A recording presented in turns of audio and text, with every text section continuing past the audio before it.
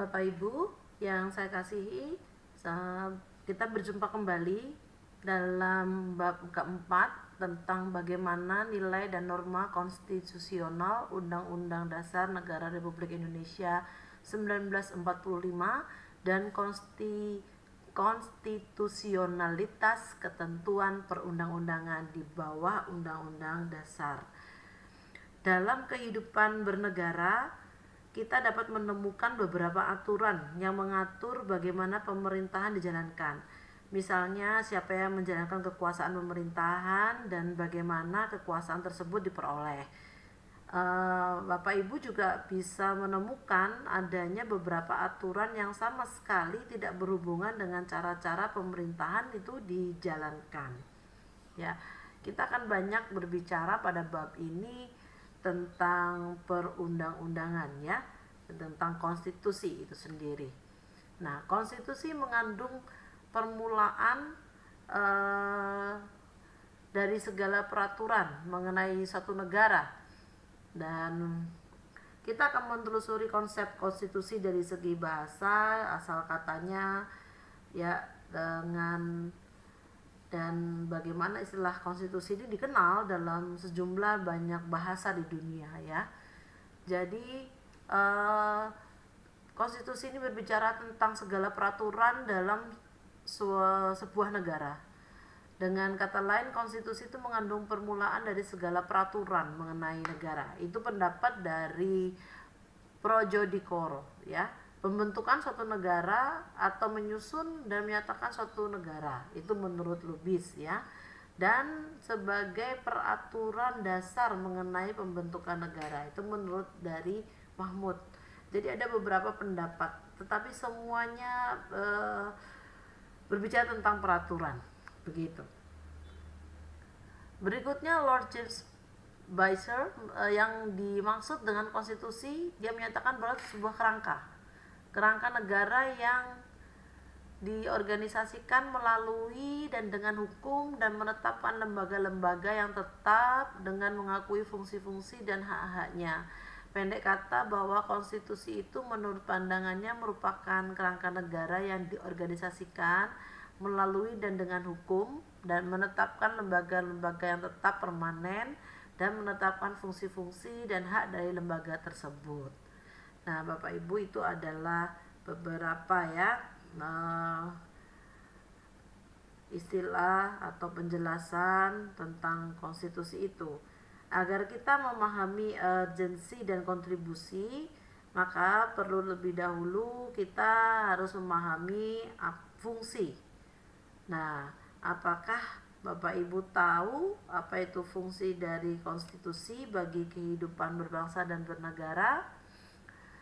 Nah, konstitusi itu berfungsi untuk membatasi kekuasaan pemerintahan sedemikian rupa, sehingga penyelenggara kekuasaan tidak bersifat sewenang-wenang.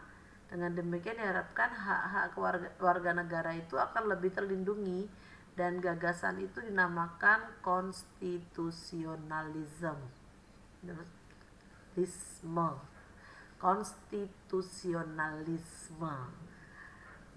Karl Joachim Friedrich menjelaskan bahwa gagasan pemerintahan merupakan suatu kumpulan kegiatan yang diselenggarakan oleh dan atas nama rakyat, tetapi yang dikenakan beberapa batasan yang diharapkan akan menjamin bahwa kekuasaan yang diperlukan untuk pemerintahan itu tidak disalahgunakan dan oleh mereka yang mendapatkan tugas untuk memerintah. Jadi untuk memastikan, ya, bahwa orang-orang yang memiliki jabatan, memiliki kedudukan dalam memerintah, mereka tidak menggunakan kewenangan yang mereka miliki itu dengan cara semena-mena, namun mereka dan tidak menyalahgunakan tugas yang mereka dapatkan pula. Konstitusi ini berfungsi sebagai landasan, ya, landasan konstitusionalisme.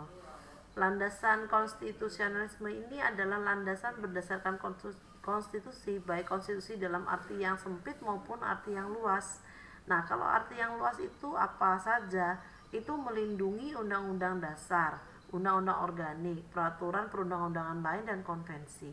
Sedangkan yang sempit itu hanya berupa undang-undang dasar saja. Ya, jadi bedanya Bapak Ibu bisa melihat bahwa konstitusi yang sempit itu hanya undang-undang dasar, sedangkan konstitusi dalam artian luas itu segala sesuatu yang berhubungan dengan perundang-undangan, ya Bapak Ibu ya. Baiklah, kita sudah mulai mengenal fungsi dari konstitusi itu.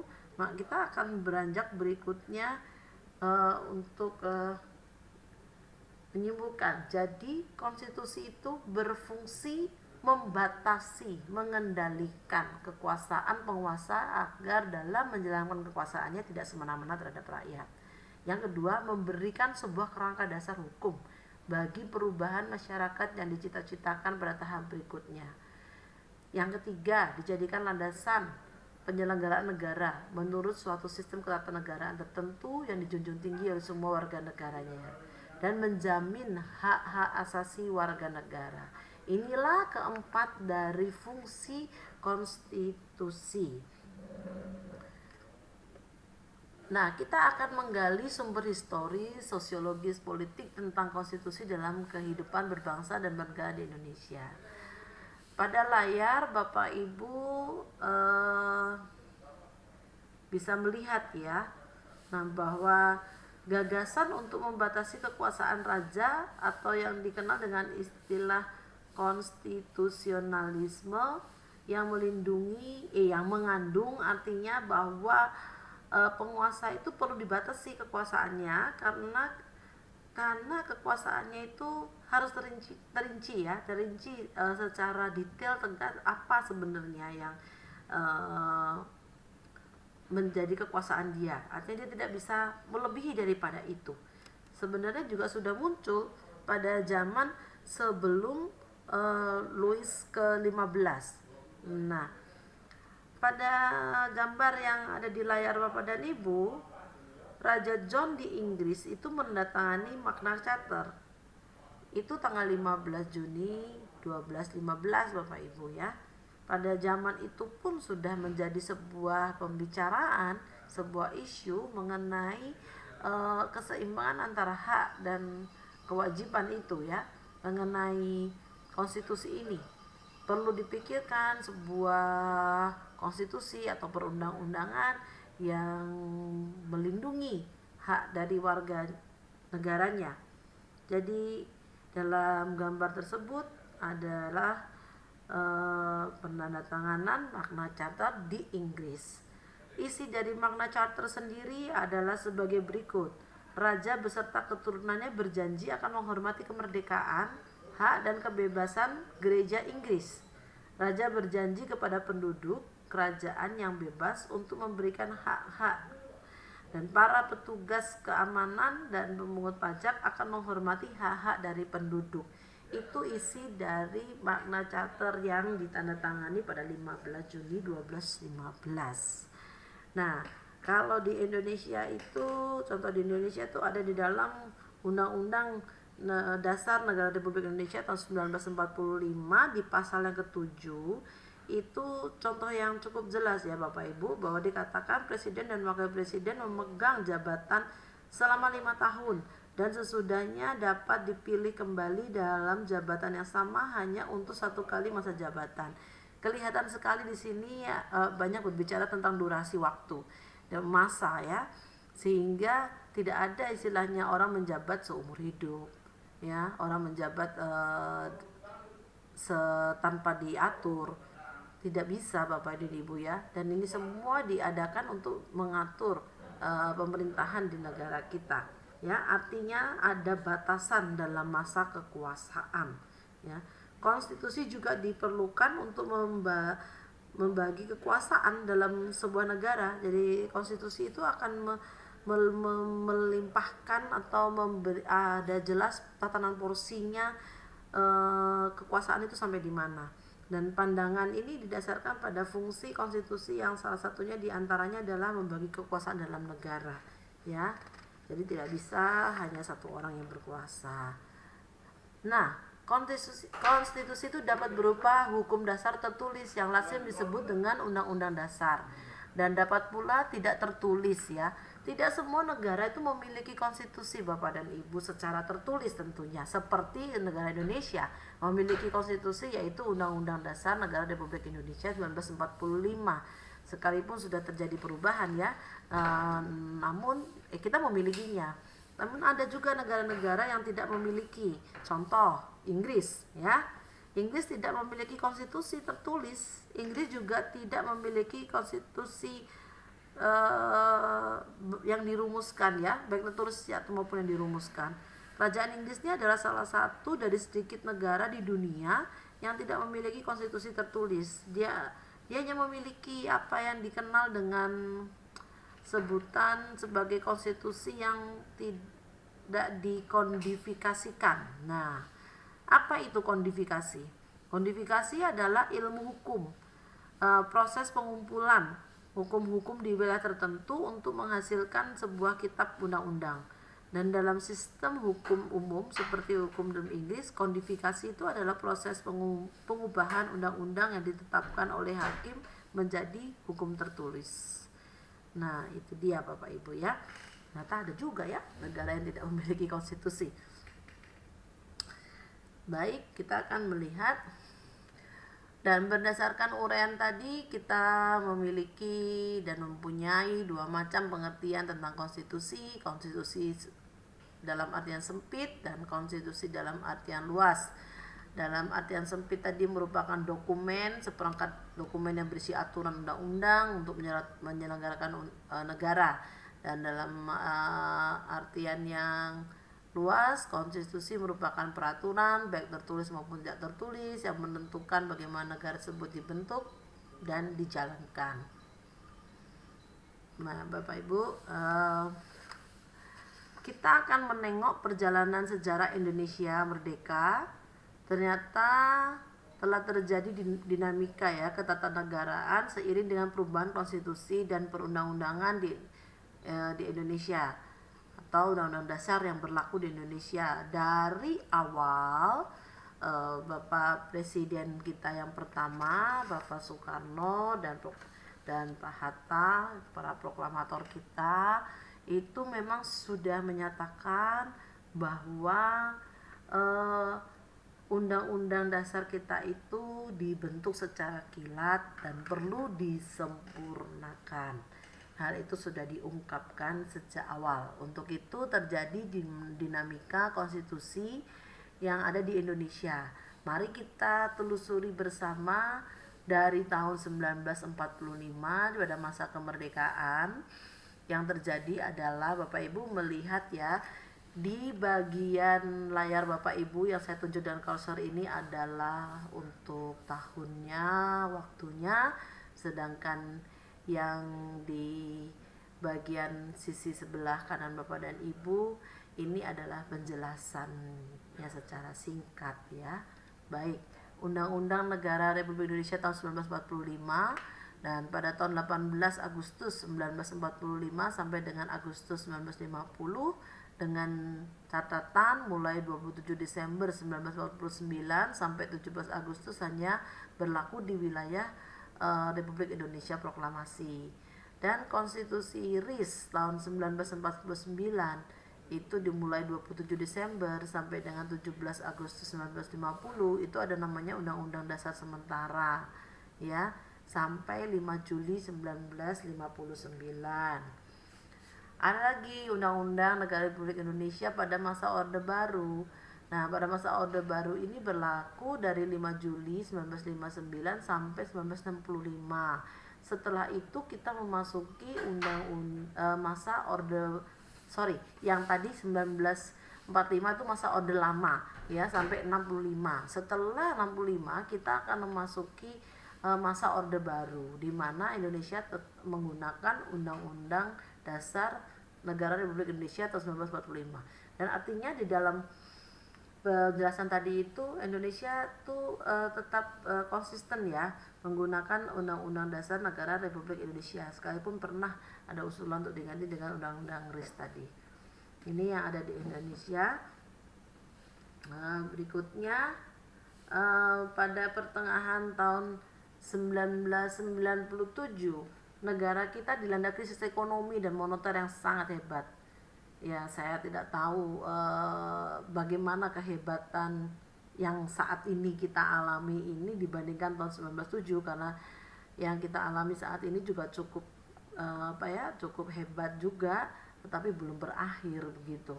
Jadi kita melihat tahun 1907 in 1997 ini krisis ekonomi dan moneter yang terjadi di Indonesia itu merupakan sebuah tantangan yang berat, dan akibat dari krisis tersebut harga-harganya melambung tinggi ya, sedangkan daya beli masyarakat itu terus turun.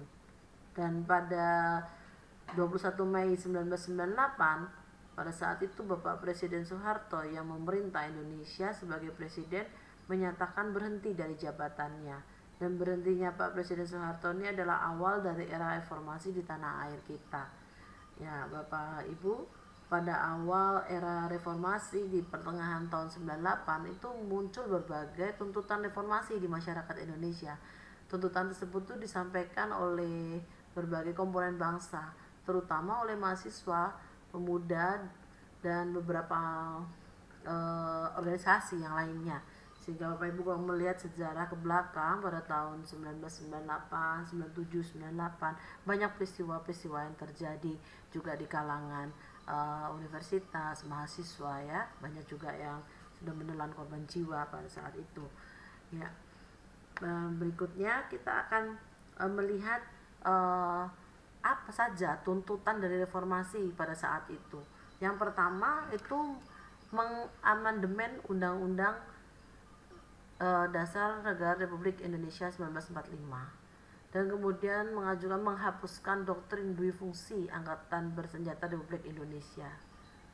Ketiga, menegakkan supremasi hukum, penghormatan hak asasi manusia HAM, dan serta pemberantasan korupsi, kolusi, dan nepotisme KKN di Indonesia. Itu terkenal pada saat itu istilah KKN ya, korupsi, kolusi, dan nepotisme.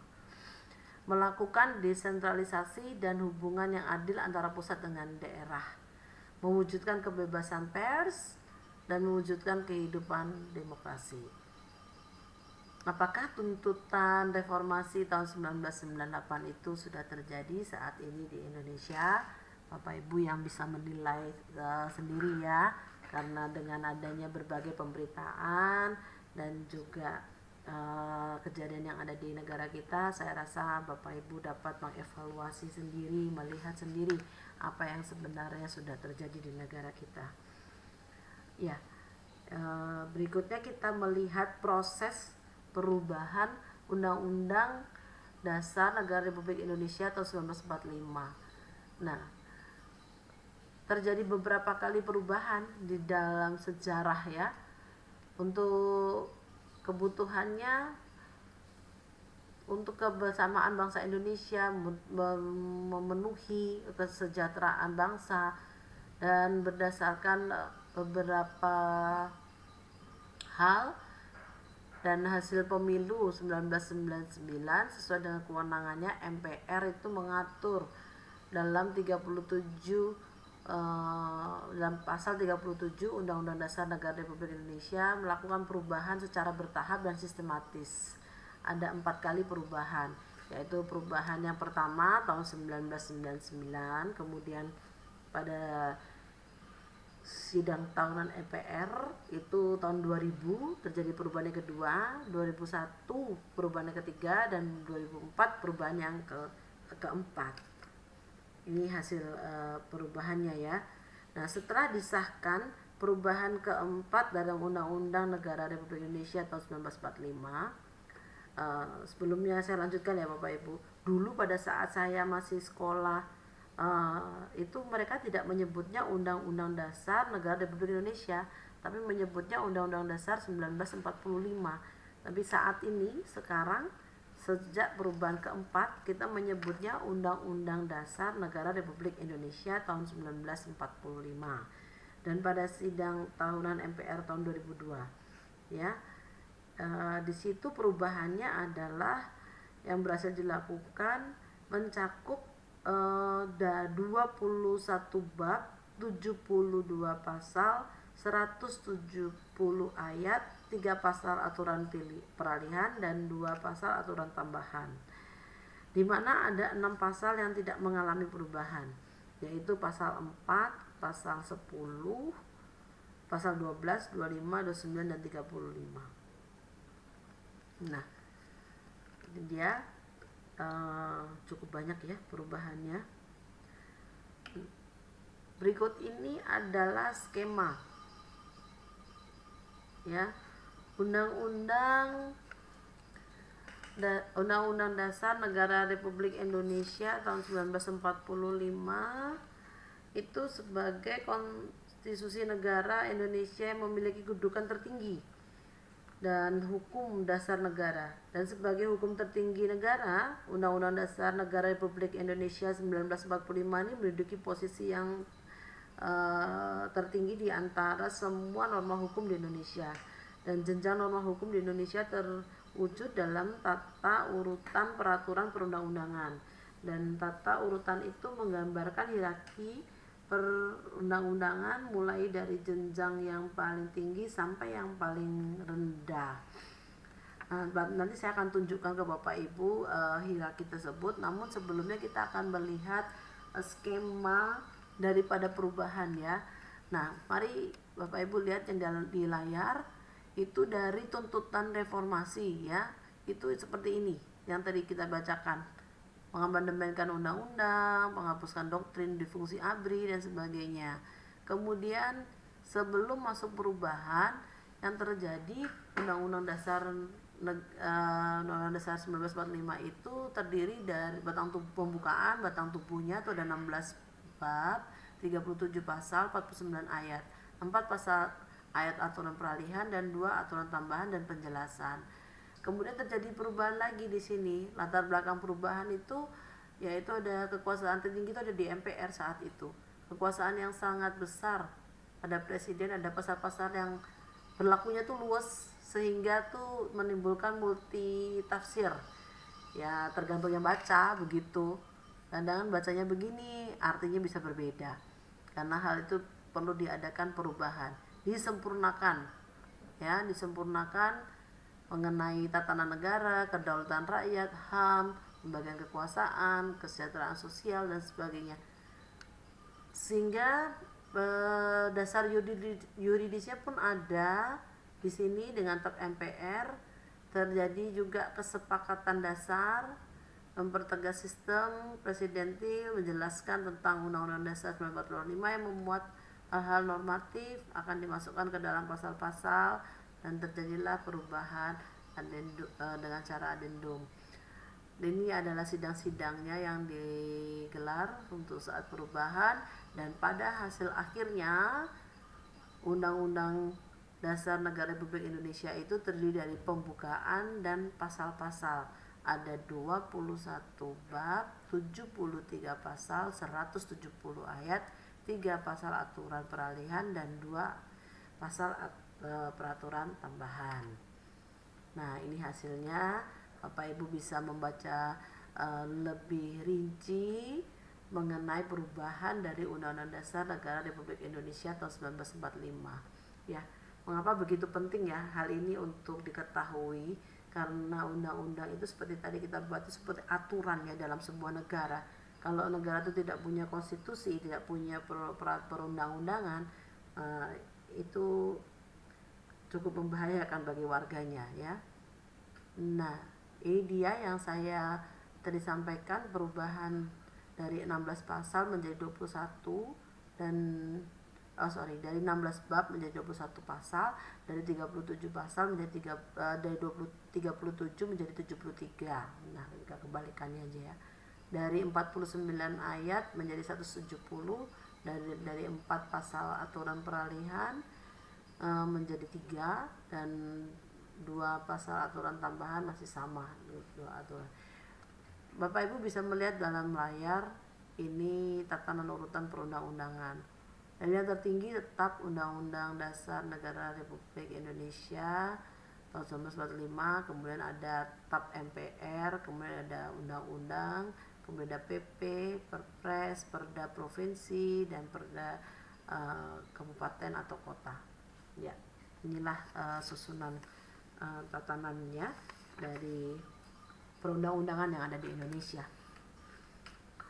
Baik Bapak Ibu, di sini kita akan melihat bahwa konstitusi dalam kehidupan berbangsa dan negara Indonesia itu memiliki arti sempit, yaitu sebuah dokumen atau seperangkat dokumen yang berisi aturan yang diselenggarakan oleh negara. Sedangkan dalam arti luas, konstitusi merupakan peraturan baik tertulis maupun tidak tertulis yang menentukan bagaimana lembaga negara dibentuk dan dijalankan.